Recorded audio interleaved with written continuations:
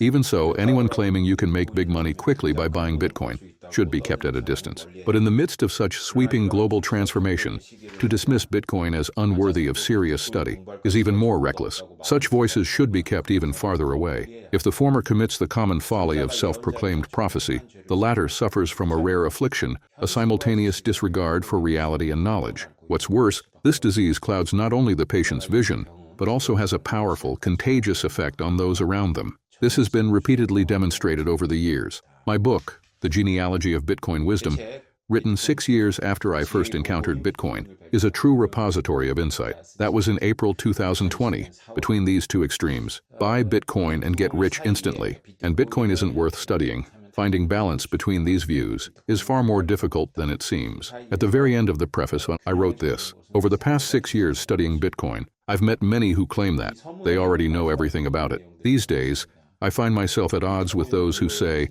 all questions about Bitcoin have already been answered. But neuroscientific findings suggest otherwise. One experiment described in the book Incognito illustrates this. When subjects were told they'd receive electrical stimulation, and such stimulation was administered, their responses showed that pain was perceived before the shock occurred. This reveals just how peculiar the human brain truly is. The human brain perceives stimuli and interprets the world through a certain framework that philosophers would call a priori. Essentially, it is not the stimuli from the world that come first, but the framework through which we perceive them. When neuroscientists adjusted for timing, they confirmed this phenomenon as fact. Many of the questions surrounding Bitcoin can be answered through deductive reasoning. For example, the electrification of finance. That's why I've spoken with such confidence. By grasping the basic logic of the electric power industry and the principles of Bitcoin mining, you can reach this conclusion. Because no unusual variables are involved, and only a few common assumptions need to be overturned. However, Bitcoin also presents open questions. I've seen many who love Bitcoin passionately, enthusiasts who advocate for it fervently, yet say that if you must rely on someone, then it's no longer decentralized. I've heard this declaration many times, and every time I hear it I feel a certain discomfort. I sensed something was off, and now it seems that idea has crossed the line. This is a mistaken view, because if we apply that logic consistently, then Bitcoin itself isn't truly decentralized either. We don't know who Satoshi Nakamoto is. I deeply respect Satoshi Nakamoto as many do. He possessed remarkable intellectual brilliance, but he mined about 1 million Bitcoins on his own, and then disappeared without burning or destroying those coins. The million is an estimate based on blockchain analysis, but it could very well be more. That's around 5% of the total maximum Bitcoin supply. Satoshi could have destroyed them before disappearing. Let me briefly explain what burning means, for those unfamiliar with the term. A private key is generated from a random number. From that, a public key is derived. But you cannot reverse it. You can't derive the private key from the public one. So how do you burn a Bitcoin? If I claim to have thrown away the private key, no one has a way to verify that. Normally, the public key is derived from the private key. That's the standard process. But instead, you can simply generate a public key directly. So how do people do this? They craft a public key using words that form a meaningful phrase, fitting the format. By embedding such a phrase into the public key, you signal the address was human-made. Mathematically, if a private key were to contain 5 or more meaningful characters in sequence, the odds would be astronomically low, something like 1 in several trillion. So it effectively proves irrecoverability, a mutual demonstrable understanding that the coins are forever inaccessible. People send Bitcoin, Ether, or similar coins to these addresses to freeze them, commonly referred to as burning, though nothing is actually set on fire. It simply means sending them to a wallet that cannot return the funds. Publicly, Satoshi Nakamoto never took such action. That's why the Bitcoin community's trust in Satoshi is essentially a given. In other words, they trust that Satoshi won't suddenly dump the 1 million coins, which he mined, onto the market, causing a market shock. Oh, Taman, aren't you one of those who believes Hal Finney is dead? Based on multiple pieces of evidence, I believe that the late Hal Finney was very likely to have been Satoshi Nakamoto, and this reasoning isn't unique to me. Many respected voices in the crypto space, although rarely public about it, quietly come to similar conclusions. They share the same line of reasoning. Of course, this remains speculation, not a deductive conclusion. If he's dead, you might say it's all fine.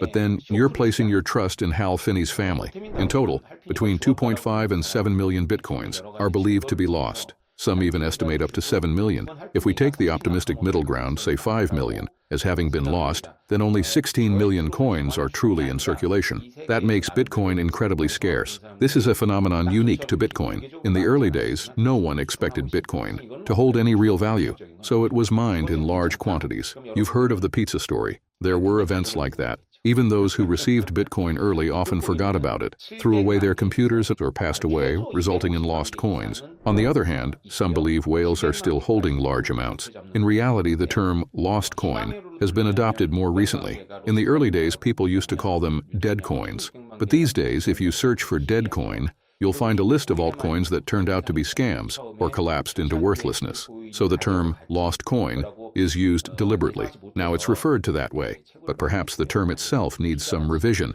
The amount of lost Bitcoin is not definitively known. Somewhere between 2.5 million and 7 million Bitcoins fall into the category of unknown coins. By unknown, I mean, we simply don't know whether they are lost or not. If we assume, as Satoshi Nakamoto implied, that those coins are indeed lost, the remaining supply becomes even scarcer, which should, in theory, drive the price higher. But markets don't always behave that way. Markets tend to price in everything they can, so the current market price or total market cap may be overestimating the number of lost coins or underestimating them. We just don't know. That's why market participants today are gauging each other's assumptions while looking at the price. And the challenge is this: I have to guess that the other person doesn't know how many coins are truly lost. That's where the term Patoshi tokens comes in. They are presumed to be Satoshi's coins, but cannot be definitively proven as such, hence Patoshi. The term Patoshi plays off the name Satoshi, but it also has a deeper reference. The name Patoshi likely comes from a gold mine or silver mine that had been discovered by the Spanish in Peru. It would mean an immense, untouched treasure trove. So the implication is a hidden hoard of over 5 million coins that remain unmoved. Since the years 2009 to 2012, these are blocks mined precisely, 50 coins at a time, never touched since. Many wallets still hold the original 50 coins intact. They add a layer of uncertainty to the whole ecosystem. That's why Bitcoin still contains questions that remain open. Some questions are still unresolved and collide with real-world assumptions. Yet some people love Bitcoin so much, they allow not even a sliver of doubt. When it comes to Bitcoin's perfection, they criticize Ethereum or other projects for pre-mining and ask, how can we trust any centralized actor? But in truth, they're assuming Satoshi Nakamoto himself was perfectly trustworthy. That's why when Wright appeared, claiming patents and announcing himself as Satoshi, the first to be shocked were those who believed Satoshi would never act like that. So when Wright started aligning himself with Bitcoin SV, and when Bitcoin SV split off, during that hash war, Bitcoin's price took a severe hit, because back then, many still believed Wright was Satoshi Nakamoto. Wright even threatened, "I'll dump all the Bitcoin I hold and destroy Bitcoin Cash in the process." That triggered a massive price drop. You might take this lightly now, but news of a Patoshi token moving can lead to a price dip within a week or two. And it's not just Bitcoin.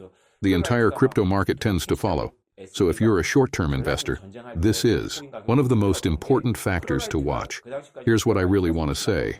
There are people who feel pain, even before the electric stimulus arrives. In my terms, they perceive the world through an a priori framework. For such people, no matter what I say, it simply won't register. This message isn't for them.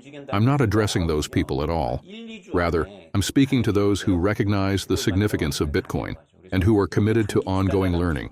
That concept includes understanding how this monumental entity called Bitcoin, this big thing, navigates real-world systems. It's an invitation to observe this process together. Of course, it's valuable to learn from others too, many brilliant minds. But I am, first and foremost, a student, a lifelong learner. That's why I continue discussing geopolitics as well. Because while Bitcoin is powerful, the United States is also powerful. So is China. Nation-states are not mere service providers or social welfare agencies. They are immense, and above all, products of organic evolution, a force of their own, not simply man-made constructs. So I'm not saying that. The state is artificial and Bitcoin isn't. Because the state is an organically evolved structure, it too possesses immense resilience. And these powerful systems, they monopolize the monetary system. Right now, Bitcoin is directly challenging the state's monetary monopoly. How the state chooses to respond won't determine whether Bitcoin survives.